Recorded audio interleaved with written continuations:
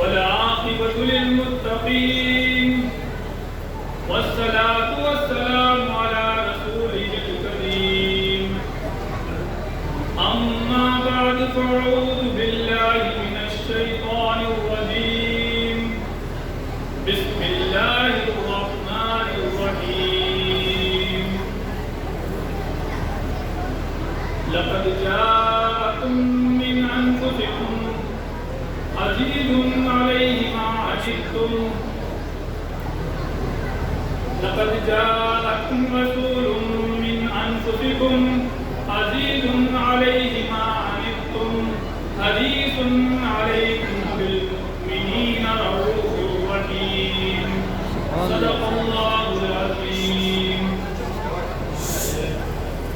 اللہ تبارک و تعالی کا فضل و کرم ہے کہ اس نے آج ہمیں اس نورانی محفل کو سجانے کا شرف عطا فرمایا ہے. یہ اس رب کائنات کا ہم پہ احسان ہے کہ اس نے ہمیں انسان بنایا. وہ چاہتا تو ہمیں کسی اور مخلوق میں بھی پیدا کر سکتا تھا. اس احسان پر بھی احسان کہ اس نے ہمیں مسلمان بنایا. وہ چاہتا تو ہمیں کسی اور مذہب میں بھی پیدا کر سکتا. اور اس احسان در احسان کہ اس نے ہمیں پیدا فرمایا اپنے پیارے محبوب دانۂ غیوب رحمت للعالمین جناب احمد مصطفیٰ محمد مصطفیٰ صلی اللہ علیہ وسلم کی امت میں. یہ بہت بڑا احسان ہے. حضرات کرام، خطبہ مسمونہ کے بعد کلام اللہ کا جو حصہ میں نے آپ حضرات کے سامنے تلاوت کیا، اس میں اللہ تبارک و تعالی ارشاد فرما رہا ہے یقیناً تمہارے پاس تم ہی میں سے ایک رسول آ گئے ہیں. جب تمہیں کوئی پریشانی ہوتی ہے تو وہ تمہارے رسول پر بڑی شاخ گزرتی ہے. تمہاری بھلائی کے بڑے حریص ہیں اور مسلمانوں پہ نہایت شفقت کرنے والے مہربان ہیں. حضور اکرم صلی اللہ علیہ وسلم کی شفقت و مہربانی کا یہ عالم کہ جب آپ کے پاس کوئی غریب یا پریشان حال آتا تو اللہ کے پیارے رسول صلی اللہ علیہ وسلم اس کی پریشانی کو دور کر دیا کرتے تھے یا اس کی کسی سے مدد کرا دیا کرتے. صفہ پر بیٹھنے والے صحابہ کرام جن کو اصحاب صفہ کہا جاتا ہے، یہ وہ غریب اور کمزور صحابہ کرام تھے جو حضور اکرم صلی اللہ علیہ وسلم کی مبارک حدیثوں کو سن کر یاد کرتے رہتے تھے. ان کی تعداد تقریباً 60 سے 70 ہوا کرتی تھی. ان حضرات کا کوئی ذریعہ معاش نہیں تھا. ان کا کام صرف اللہ کے رسول کی حدیثوں کو سن کر ان کو یاد کرنا تھا. جب ان کی یہ حالت اللہ کے رسول صلی اللہ علیہ وسلم نے دیکھی تو ایک روز صحابہ کرام سے ارشاد فرمایا بھائی اگر کسی کے پاس کسی کے گھر 2 لوگوں کا کھانا ہو تو وہ ایک کو اپنے ساتھ لے جائے، اور اگر کسی کے گھر 4 لوگوں کا کھانا ہو تو وہ 1 یا 2 کو اپنے ساتھ لے جائے. تمہارا کھانا پورا ہو جائے گا، اللہ اس میں برکت دے گا اور ان کا بھی پیٹ بھر جائے گا. اسی طرح آپ صلی اللہ علیہ وسلم لوگوں کی مدد فرمایا کرتے تھے. ایک مرتبہ اللہ کے پیارے رسول صلی اللہ علیہ وسلم ایک نئی چادر زیر تن کیے ہوئے ہیں. ایک شخص آئے، عرض کی یا رسول اللہ صلی اللہ علیہ وسلم یہ چادر آپ مجھے دے دیں.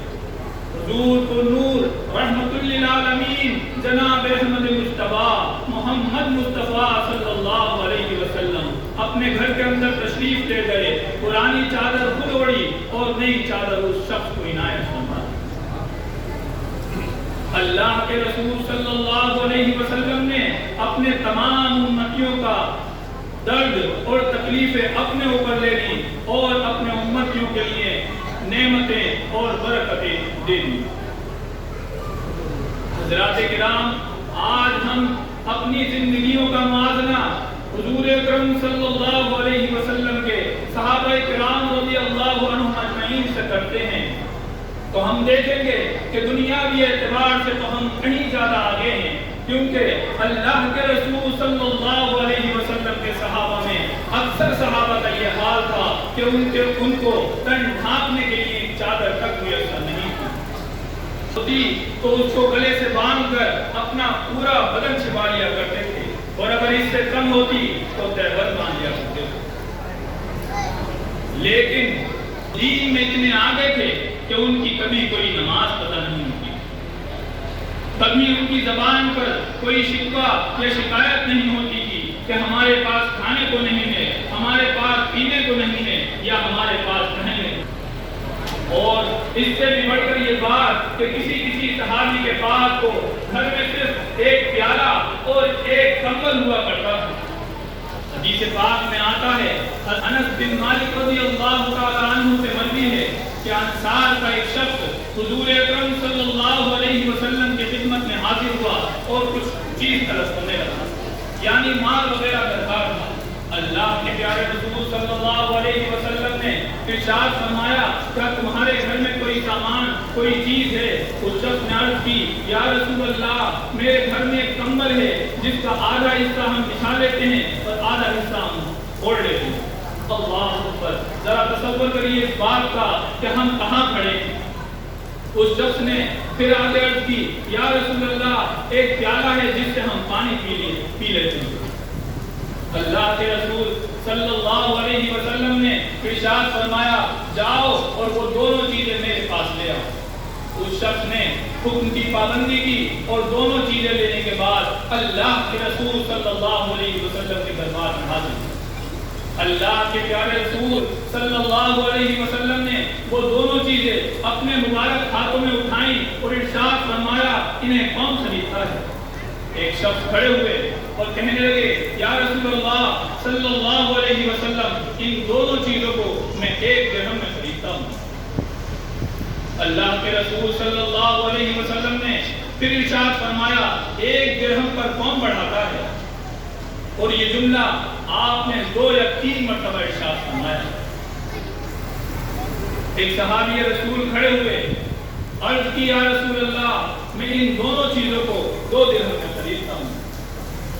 وہ 2 درہم اللہ کے رسول صلی اللہ علیہ وسلم کو انہوں نے دیے اور اللہ کے رسول صلی اللہ علیہ وسلم نے وہ دونوں چیزیں انہیں دی، اور وہ 2 درہم اس انصاری کو بلا کے دیے اور فرمایا کہ جاؤ، ایک کا اناج خرید کر اپنے گھر والوں کو دے دو اور ایک درہم کی ایک کلہاڑی خرید کر میرے پاس لے آؤ۔ اس شخص نے پھر حکم کی پابندی کی اور ایک کلہاڑی خرید کر حضور کی خدمت میں آ گئے۔ حضور النور رحمت للعالمین جناب احمد مصطفیٰ محمد مصطفیٰ صلی اللہ علیہ وسلم نے اس کلہاڑی کو اپنے مبارک ہاتھوں میں اٹھایا اور اس میں لکڑی کا ایک دستہ اپنے مبارک ہاتھوں سے لگایا۔ ارشاد فرمایا کہ جاؤ، جنگل میں لکڑیاں کاٹو اور بیچو، اور 15 دن تک میرے پاس نہ آؤ۔ اس شخص نے پھر آپ کی بات کو تسلیم کرتے ہوئے لگاتار 15 دن تک لکڑیاں کاٹتا رہا اور بیچتا رہا، کاٹتا رہا اور بیچتا رہا، اور 15 دن کا وقت گزرنے کے بعد جب حضور صلی اللہ علیہ وسلم کی خدمت میں حاضر ہوا تو اس وقت اس شخص کے پاس 10 درہم تھے۔ اللہ کے رسول صلی اللہ علیہ وسلم نے ارشاد فرمایا کہ کچھ کا غلہ وغیرہ خرید کر اپنے گھر والوں کو دے دو، کچھ کے کپڑے خرید لو، اور یہ بات تمہارے لیے اس سے زیادہ بہتر ہے کہ کل قیامت کے روز تم اس حال میں آؤ کہ سوال کرنے کی وجہ سے تمہارے چہرے پر داغ۔ اللہ کے رسول صلی اللہ علیہ وسلم نے آگے ارشاد فرمایا کہ سوال کرنا صرف اس شخص کے لیے درست ہے جو انتہائی درجے کا غریب ہو، یا کسی قرض میں مبتلا ہو، یا کسی خون بہائی کی ادائیگی میں گرفتار ہو۔ اللہ اکبر، اللہ کے رسول صلی اللہ علیہ وسلم ہمیں یہ نصیحتیں دے رہے ہیں کہ ہمیں بغیر ضرورت کسی کے سامنے آواز نہیں کرانا چاہیے۔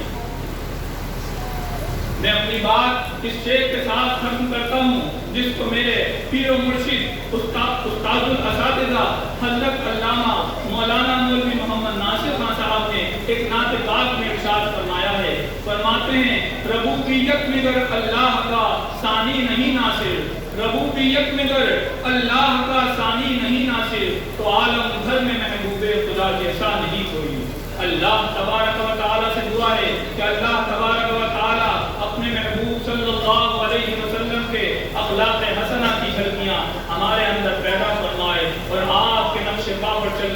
توفیق عطا فرمائے. آمین.